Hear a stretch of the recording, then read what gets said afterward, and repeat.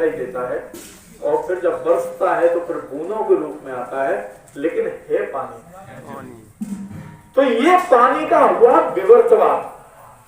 बात समझ आ रही है?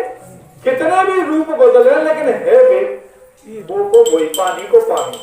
चाहे बर्फ कह लो, ओलो कह लो, भाप कह लो, यहाँ ये हवा जो चल रही है इस हवा में भी पानी है और प्रत्यक्ष भी आपने किया है। एक बर्तन में पानी भर के रख दो और वहां में डाल दो बर्फ, है ना, और थोड़ी देर बाद आप देखेंगे कि उस स्टील के बर्तन पर या पीतल के बर्तन पर बाहर की सतह पर पानी होता है ना, तो भीतर मारो तो निकलना है। जो बर्तन के अंदर पानी है वो तो बाहर निकला नहीं, लेकिन फिर जो बाहर जो सतह पर पानी दिखाई दे रहा है वो कहां से आया? यानी वो इस हवा में जो पानी था वो वहां जाकर के अपने स्वरूप में आ गया। बात समझ में आ रही है? तो कह रहे ऐसे ही ये परम ब्रह्म परमात्मा का ही संपूर्ण जगत विवर्तवाद है। जब वह ब्रह्म एक था और वो संकल्प हुआ एको अहम बहुश्यामी, तो निमित्तों उपादान कारण वो स्वयं ही बना। हमें कोई मकान बनाए गए, अभी मकान बनाए तो सीमेंट, बालू, ईंट, पत्थर, सरिया सब चाहिए ना, और फिर मिस्त्री चाहिए जो उसको चेंज करके खड़ा करेगा।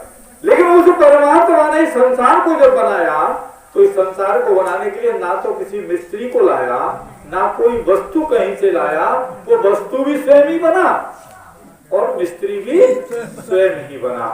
यानी स्वयं ही निमित्त भी हो गया और उपादान भी स्वयं ही हो गया। तो जब कोई वस्तु दूसरी कहूं से आए ही ना है तो जो संसार दिख रहा है ब्रह्म कोई विवर्तवाद भयो कि न भयो? ब्रह्म ही ब्रह्म है। जो वस्तु जहां से उत्पन्न होती है वह वस्तु उसी में जाकर के एक दिन लय हो जाती है। ये उसी ब्रह्म से निकला और उसी में जाके समाहित हो जाएगा। तो ये परमात्मा का हुआ विवर्तवाद।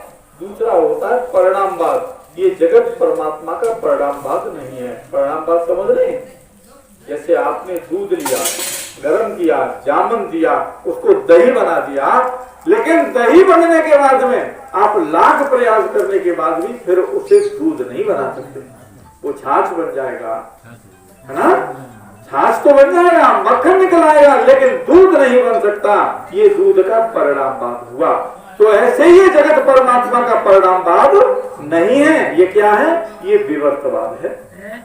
तो गुरु कहते हैं कि तत्त्वमसि, जब वो तू अपने स्वरूप को जान कि तेरे अतिरिक्त दूसरा कुछ है ही नहीं। अब ये स्थिति जब हमारी समझ में आ जाएगी, इस चीज का जब हमको विवेक हो जाएगा, और विवेक होगा कहां से? सत्संग से। साधन क्या है? विवेक को सत्संग, सत्संग से।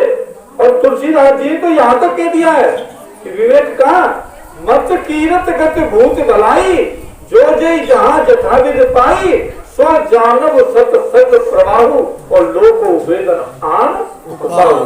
तुम्हारी जितनी बड़ी इच्छाएं की गाएं, हमें यशस्वी हो जाए, हम जो है गति हमको प्राप्त हो जाए, हमको मति बुद्धि प्राप्त हो जाए, मत कीरत गत, वो हम विभूति को प्राप्त करना, विभूति स्वरूप प्राप्त करना चाहते हैं, मत कीरत गत भूत, और हम संसार में भलाई चाहते हैं। तो ये सारी चीजों को ढूंढने के लिए कहीं दूसरी जगह जाने की जरूरत नहीं है।